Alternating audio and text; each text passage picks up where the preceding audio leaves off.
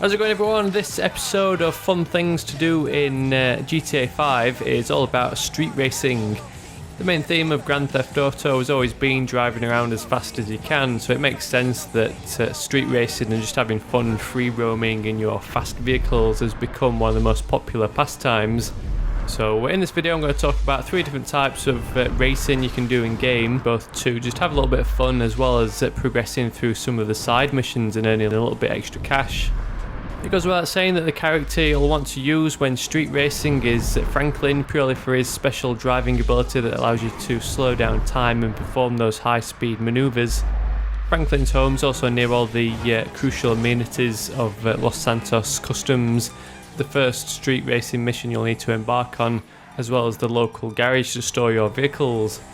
Talking about vehicles, you'll need some kind of super cool souped up car to go razzing around the streets of Los Santos. The one I'd recommend is the Adder, which is based on the Bugatti Veyron. You can actually find one of these for free by heading up to near where the jewellery store is, where you do the first heist as part of the main storyline. And if you drive around there for a while, you'll be lucky enough to stumble across a Bugatti Veyron parked in one of the side bays, waiting patiently for you to jack it. As far as I'm aware, the Adder as well as the Lotus Exige / Tesla Roadster electric car are the 2 fastest vehicles in GTA 5, so you'll probably want one of these in your personal collection.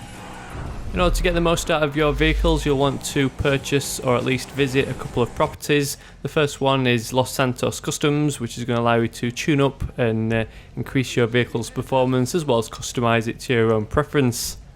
The Bugatti or the Adder is already a fast car, but you'll really be able to tear up the streets when you've tuned it up with a T4 turbo, NOS fogger system and direct port nitrous injection.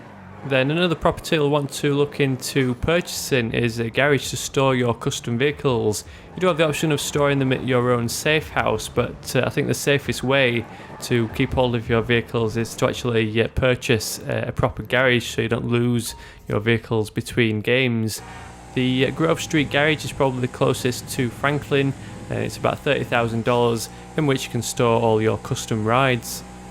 So there's 3 ways you can have some fun street racing in Grand Theft Auto. You can either just tear around like the Stig and weave in and out of traffic on the freeways. This is where Franklin's special driving ability really comes in handy to lane split with precision. Otherwise you can just cruise around and park up at some lights and entice any fellow sports car owners into a little race.